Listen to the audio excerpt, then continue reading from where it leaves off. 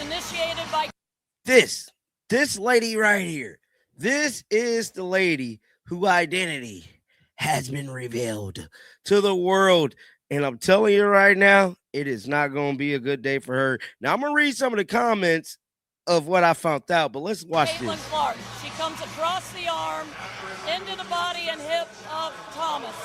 The result of the play will be 2 free throws because of the defensive foul. And the official who handed Caitlin Clark that technical foul for clapping has landed herself in a major online firestorm. Social media does not show mercy, and it tends to expose people fast and hard once a clip starts circulating. This particular official went viral overnight, and that moment of attention may end up bringing her a long stretch of backlash and scrutiny from fans. The footage in question comes from the recent Mercury matchup, specifically late in the final period with roughly 5 minutes remaining on the game clock, though not quite at the very end of the contest. the penalty. This is a successful challenge. The timeout will be charged to Indiana because they're due. Phoenix will retain their timeout. Just like we thought. Caitlin's looking over at us like, what did I do? Just like we thought. Listen, I would say this, okay? When you see the elbow, you go, oh. If she We both said, oh, going to break. She could have caught, if she caught her, that would have been, could have been. Here's how the sequence unfolded. Broken down play by play. The broadcast crew noted contact on the play, with one announcer pointing out an extended elbow that wouldn't likely be reversed on review, suggesting the original ruling would hold up. The contact was traced back to a specific official making the call right there on the floor. This is the woman whose name has now circulated publicly across fan pages and forums, and based on the volume and tone of the reaction online, things are not looking good for her reputation going forward. Both said, oh, going to break. She could have caught, if she caught her, that would have been. It could have been bad, yeah. Yes. But the official. Now, Alyssa Thomas went on to miss a free throw, and Caitlin Clark started clapping immediately after this play. Now, that is not just the only saga that has taken place in this basketball game. We have many people in the media calling Caitlin Clark a flopper, calling her out. We're going to check out some of that as well. But I'm here to tell you, I will be at tonight's game tonight. So if you guys are in the stands or in the stadium and you guys see me, y'all know what I like to say. Several reactions from viewers will be shared further below, but first, here's how the actual sequence played out on screen. According to the call on the floor, Clark made contact across the arm into Thomas's body and hip area during the possession. The result was 2 free throws stemming from a defensive foul, putting the team into penalty situations for the remainder of the period.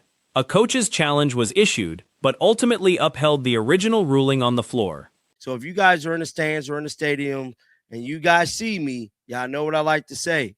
Say something to your boy, man, because I will be in the building tonight.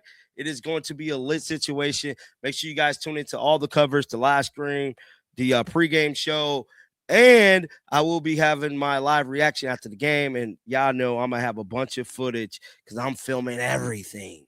Now, with all of that being said, this is the lady whose identity has been revealed. Goes on to say, here's the main ref who was calling the timeout used for the challenge was charged to the Indiana side since they already had one available to spend, while Phoenix kept their own timeout intact heading into the next stretch of play. Commentary continued in the booth, with one voice noting the player's reaction looked like genuine confusion over what had just been called against her. Another remarked that once you spot an elbow extending out that far during a live play, there's an instinctive worry about a serious injury or break happening on contact. Goes on to say, here's the main ref who was calling against Caitlin Clark multiple times and issued multiple texts. Amy Bonner is her name. Let's make this WNBA scum of a referee famous Indiana Fever with the W in a very ugly game. So her name is Amy Bonner. Now, I'm guessing they figured this out because all public information. I believe you can Google these referees and you can definitely figure out who they is. But this is her, man. And had the play landed even slightly differently, the outcome could have been far worse physically for the player on the receiving end, though ultimately the official's ruling on the floor stood as called. Alyssa Thomas later missed one of the 2 free throws awarded on the play, and Clark began clapping almost immediately right after the sequence wrapped up. This wasn't the only flashpoint in the contest either. There have been plenty of commentators and media figures publicly labeling Clark a flopper in the aftermath, and some of that surrounding criticism will likely be addressed in separate coverage going forward. But this is her, man. And let's read some of these comments. Somebody said, "This is why I no longer watch the games. CC is being treated unfairly, and the other teams know it. Take advantage of it. It's a disgraceful league." Definitely is. Somebody said her real name is Bonner. I don't know. Oh, wow. Dude said, yep. Then it goes on to say, here's another ethical challenge referee. Her name is Grenda Gatling. Gave Caitlin Clark her 5th technical for clapping. The identity of the official involved has since spread rapidly across platforms and fan accounts. One widely shared post named her as the primary referee, making calls against Clark repeatedly throughout the contest, issuing several technical fouls along the way during the game. The name attached to these posts was Amy Bonner, with users calling for her to be widely recognized and called out following what was described online as a deeply unfair outcome for the Indiana squad that night. Grenda Gatling gave Caitlin Clark her 5th technical for clapping. So she is the referee that gave Caitlin Clark a technical for clapping here. So she's the one. I want to read some of these comments. Somebody said, does she hate Caitlin Clark because CC is a white and straight? If so, she means to follow the creed of the WNBA DEI staff of clowns and the POS commission, Engelbert. Now, with that being said, there has been a growing notion with not everybody, but a lot of people has been saying. It appears this identification largely came from publicly available officiating records and assignment sheets, since referee names and game assignments are generally searchable through standard channels online for anyone curious enough to look. Reactions kept pouring in from all corners. One person wrote that this kind of officiating is exactly why they've personally stopped watching the league altogether, arguing Clark is being singled out unfairly, while opposing teams happily capitalize on every advantage, calling the league's overall handling of the situation disgraceful and embarrassing. A lot of people has been saying a lot of these things that is taking place with Caitlin Clark is simply because she's a Caucasian woman and she's straight. She's not part of the LGBTQ community. And I have to say, I don't want to say it's merit to that, but I don't want to say it's not merit to that. So meet me in the middle, because that could very much be the case, that she's not gay and she is straight, the reason why she is getting treated like this. And it could be a lot of other things. And so me personally, I feel like put all of it in the basket, because it's all part of the reasons why they treating her like this. Another commenter chimed in, unsure about the exact spelling of the official's surname, debating it back and forth in the replies. A separate post identified a second official involved in the disputed calls from the same broader stretch of games, naming her as Grenda Gatling and crediting her specifically with issuing a 5th technical foul against Clark, stemming from the clapping incident in question. That made her the particular official responsible for that exact call, distinct from the contact foul earlier in the sequence. In a game against the Atlanta Dream, Paige Becker's got a foul back in May of 2026. That's this year. That's last month. She got a technical foul for aggressively clapping. But the league overturned the penalty after determining the technical foul was not warranted. Well, are they going to do the same for the league's biggest star? The league's biggest star. More reactions followed in the comment threads, with one questioning whether bias played a role given Clark's background, suggesting it lined up neatly with broader criticisms aimed at league leadership and certain diversity-focused staffing initiatives within the organization. There has been a recurring theory circulating for a while now, not universal by any means, but repeated consistently by a meaningful number of fans across platforms, suggesting that some of the friction Clark experiences on the court stems from her being a white, straight athlete who isn't part of the LGBTQ community that makes up a large share of the league's player base. It's genuinely hard to say with any certainty whether that theory holds up or not. It could be partially true, or there could be a number of other contributing factors entirely separate from that. Of which that story was written about the television ratings that we're going to talk about in a minute. No, they did not. The technical foul Caitlin Clark received versus the Mercury on Monday will stay on the books. Per The Athletic, Caitlin Clark now has 5 techs on the season and faces a 1-game suspension if she reaches 8. That and this league is a joke. You are a clown show. Kathy Engel. Realistically, it's probably some combination of multiple overlapping elements feeding into the broader narrative surrounding her treatment. Continuing through more of the posted comments, one called the named official corrupt and accused her of being effectively protected by league officials in order to specifically target Clark, alleging unfair calls caught clearly on camera throughout multiple games. Another post named League Commissioner Kathy Engelbert directly claiming she personally authorized officials to make biased calls that affect outcomes and called for outside legal scrutiny into the league's overall practices, describing the environment as rife with bias, hostility, and inconsistency at every level. You are a clown show. Kathy Engelbert, take out your wig, your pink wig.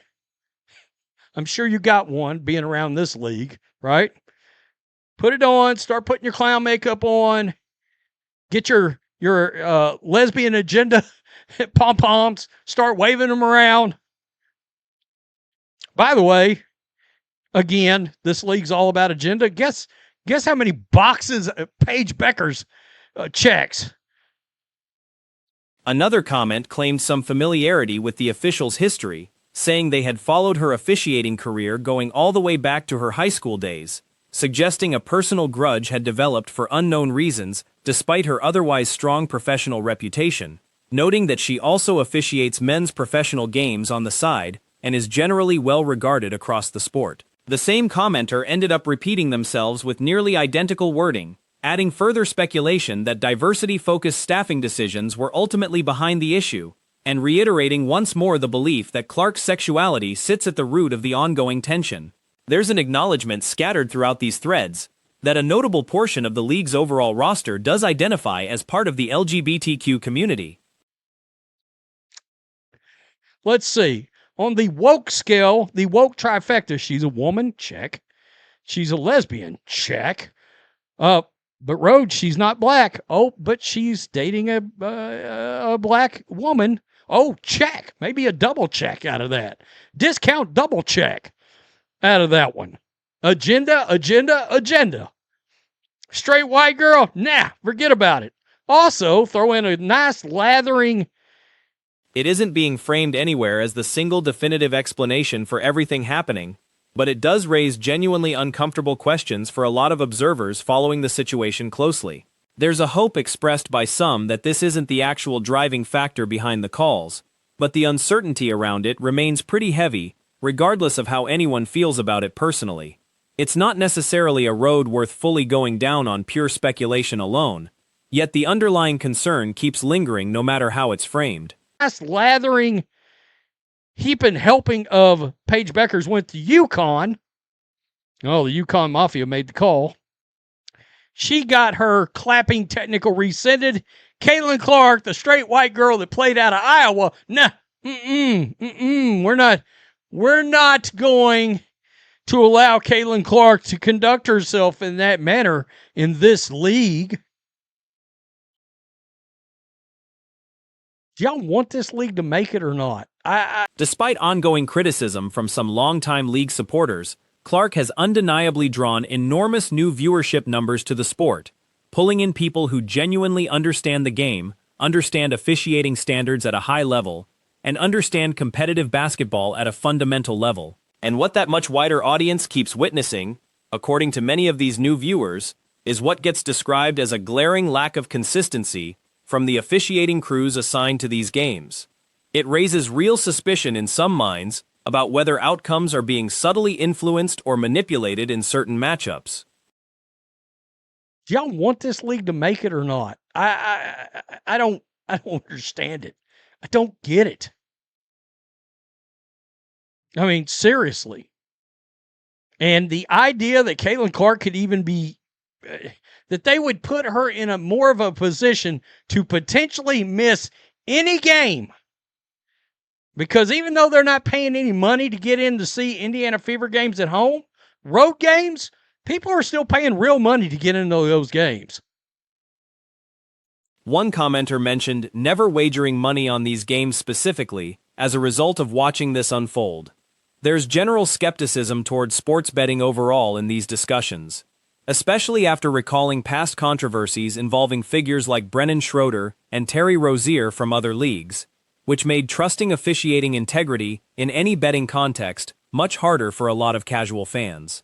Game outcomes potentially being shaped or swayed by referee decisions remains a serious and ongoing concern for many people watching the sport closely this season.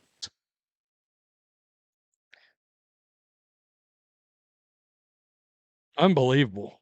Unbelievable. The ratings right here.